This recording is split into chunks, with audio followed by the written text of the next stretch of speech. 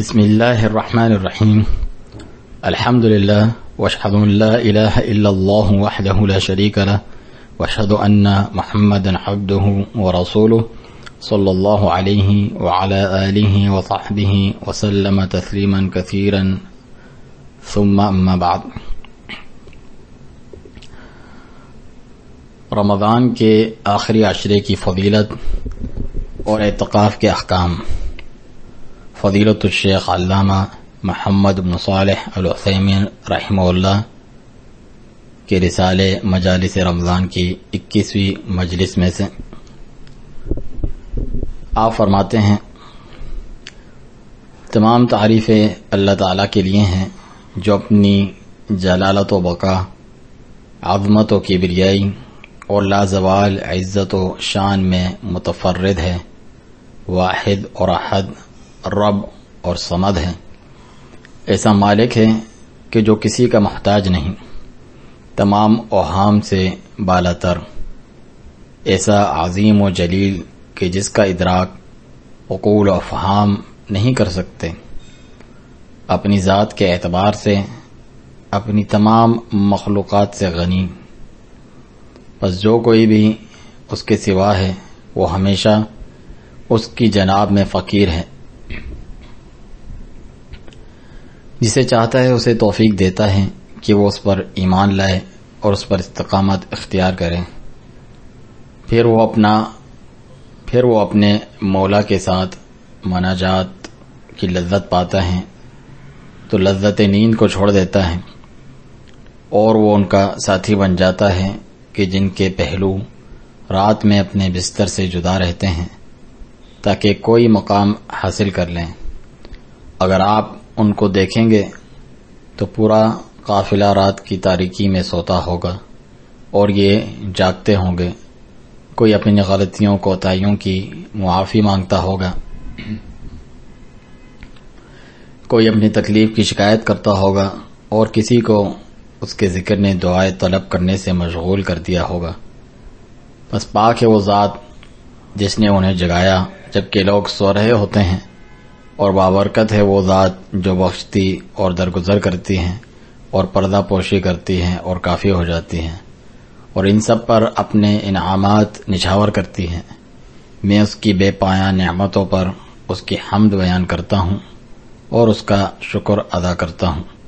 اور اس سے نعمت اسلام کی حفاظت کی دعا کرتا ہوں، اور میں گواہی دیتا ہوں کہ اللہ تعالیٰ کے سوا کوئی معبود برحق نہیں، وہ اکیلا ہے، اس کا کوئی شریک نہیں۔ جس نے اس پر ایمان لا کر عزت حاصل کی اسے عزت حاصل ہوگی اور اس پر کوئی ظلم نہ ہوگا،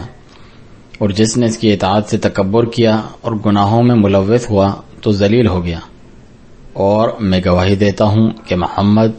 صلی اللہ علیہ وآلہ وسلم اس کے بندے اور رسول ہیں کہ جنہوں نے حلال اور حرام واضح فرمائے۔ آپ پر درود و سلام ہو اور آپ کے دوست و ساتھی ابو بکر صدیق رضی اللہ عنہ پر جو غار میں بہترین رفیق تھے، اور عمر بن خطاب رضی اللہ عنہ پر جنہیں صواب بات کی توفیق دی گئی، اور عثمان غنی رضی اللہ عنہ پر جنہوں نے آزمائشوں پر صبر کیا اور دشمنوں کے ہاتھوں عظیم شہادت کا جام نوش فرمایا، اور آپ صلی اللہ علیہ وسلم کے چچا زاد بھائی علی بن ابی طالب رضی اللہ عنہ پر، اور تمام صحابہ اور جنہوں نے تا قیام قیامت ان کی اتباع کی، ان تمام پر سلامتی ہو۔ میرے بھائیو، آپ پر رمضان کا آخری عشرہ سایہ فگن ہو گیا ہے۔ اس میں بہت خیر اور اجر کثیر پنہا ہے، اور اس کے فضائل مشہور اور خصائص بھی مذکور ہیں۔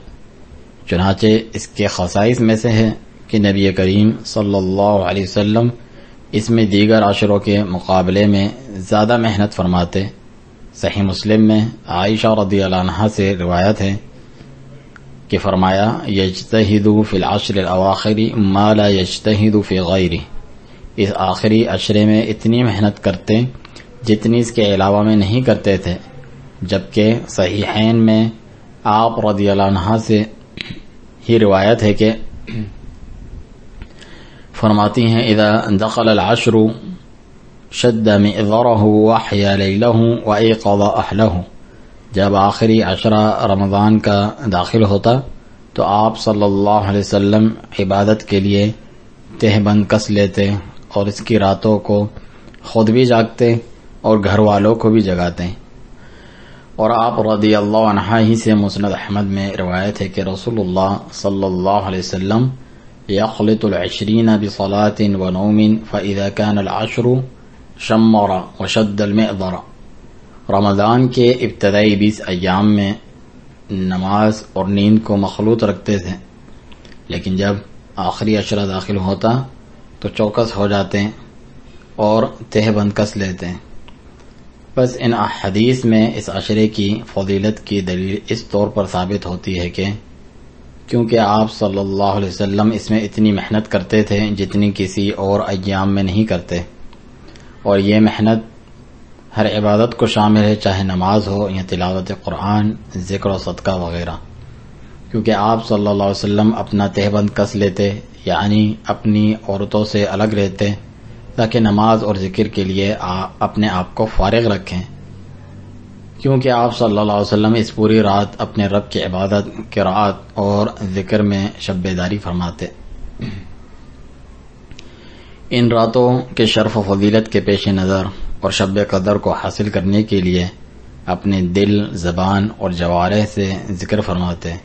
اور شب قدر کہ جو اس میں ایمان اور ثواب کی امید میں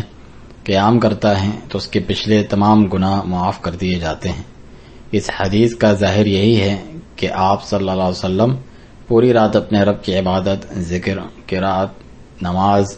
ان عبادتوں کی تیاری اور سحری وغیرہ میں شب بیداری فرماتے. اس طرح سے اس حدیث اور صحیح مسلم کی ایک اور حدیث میں موافقت ہو جاتی ہے کہ جس میں عائشہ رضی اللہ عنہا سے روایت ہے کہ وہ فرماتی ہیں، جو صحیح مسلم کے الفاظ ہیں وہ ہیں وما رأيت رسول اللہ صلی اللہ علیہ وسلم قام لیلۃ حتى الصباح. اور شیخ نے جو یہاں پہ روایت ذکر کی ہے اس میں ہے کہ میں نہیں جانتی کہ آپ صلی اللہ علیہ وسلم نے کبھی پوری رات صبح تک قیام کیا ہو. کیونکہ مکمل شب بیداری اس آخری عشرے میں ثابت ہے، مگر اس میں قیام اور دیگر انواع کی عبادات ساتھ ہوا کرتی تھیں. جس چیز کی آپ رضی اللہ عنہ نے نفی فرمائی ہے وہ پوری رات کو فقط قیام میں گزارنا ہے، واللہ اعلم. اور ان حدیث سے جو بات اس عشرے کی فضیلت کو ثابت کرتی ہیں کہ آپ صلی اللہ علیہ وسلم اس میں اپنے گھر والوں کو جگاتے ہیں تاکہ وہ نماز پڑھیں، ذکر کریں اور ان مبارک راتوں کو غنیمت جانیں کہ یہ راتیں اس لائق ہیں کہ جسے اللہ تعالیٰ اس کی توفیق عنایت فرمائے تو وہ اپنی عمر اور فرصت کے ان لمحات کو غنیمت جانتے ہوئے ان میں عبادت کا خصوصی اہتمام کرے.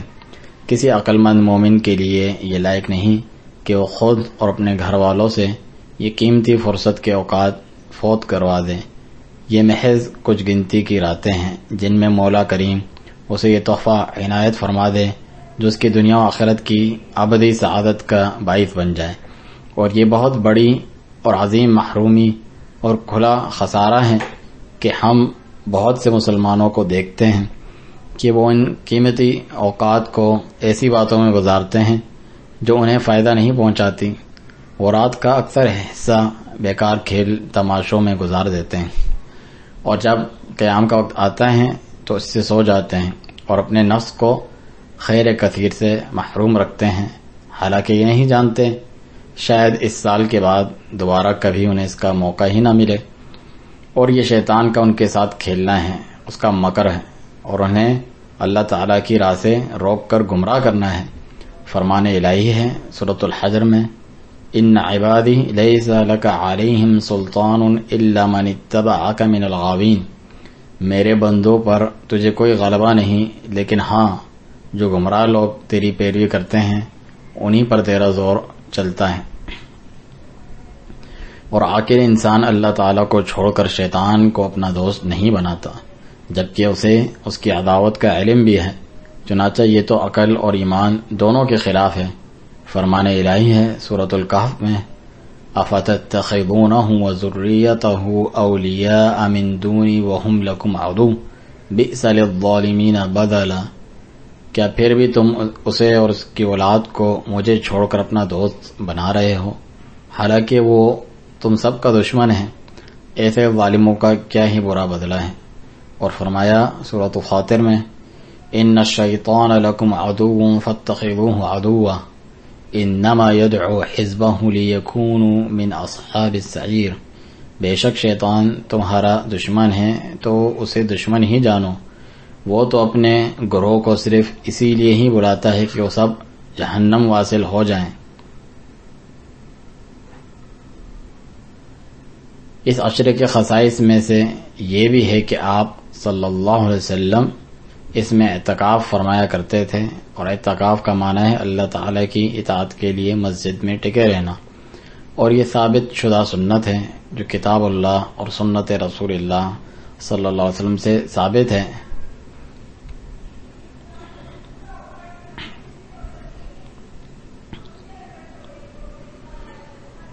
اللہ تعالیٰ کا فرمان سورۃ البقرہ میں، وَلَا تُبَاشِرُوهُنَّ وَأَنْتُمْ عَاكِفُونَ فِي الْمَسَاجِدِ، اور عورتوں سے اس وقت مباشرت نہ کرو جبکہ تم مسجدوں میں اعتکاف میں ہو۔ نبی کریم صلی اللہ علیہ وسلم نے خود بھی اعتکاف فرمایا، اور آپ کے صحابہ رضی اللہ عنہم نے آپ کے ساتھ بھی اور آپ کے بعد بھی اعتکاف فرمایا۔ ابو سعید خدری رضی اللہ عنہ سے روایت ہے کہ نبی اکرم صلی اللہ علیہ وسلم نے رمضان کے پہلے عشرے میں اعتکاف فرمایا، پھر درمیانے عشرے میں، پھر فرمایا انی اعتکفت العشر الاول التمس هذه الليلة، میں نے پہلے عشرے میں شب قدر کی تلاش میں اعتکاف کیا،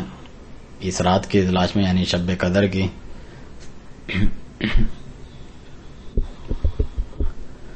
ثم اعتکفت العشر الاوسط، پھر درمیانے عشرے میں اعتکاف کیا۔ ثم اعطیت فقیل علی، پھر مجھے یہ رات دے دی گئی اور مجھ سے کہا گیا انہا فی العشر الاواخر، کہ یہ رمضان کے آخری عشرے میں ہے۔ فمن احب منکم ان یعتکف فلیعتکف، بس تم میں سے جو اعتکاف کرنا چاہے تو وہ اس آخری عشرے میں اعتکاف کریں۔ یہ صحیح مسلم کی روایت ہے۔ صحیحین میں عائشہ رضی اللہ عنہ سے روایت ہے، فرماتی ہیں ان النبی صلی اللہ علیہ وسلم کان یعتکف العشر الاواخر من رمضان حتی توفاہ اللہ، نبی کریم صلی اللہ علیہ وسلم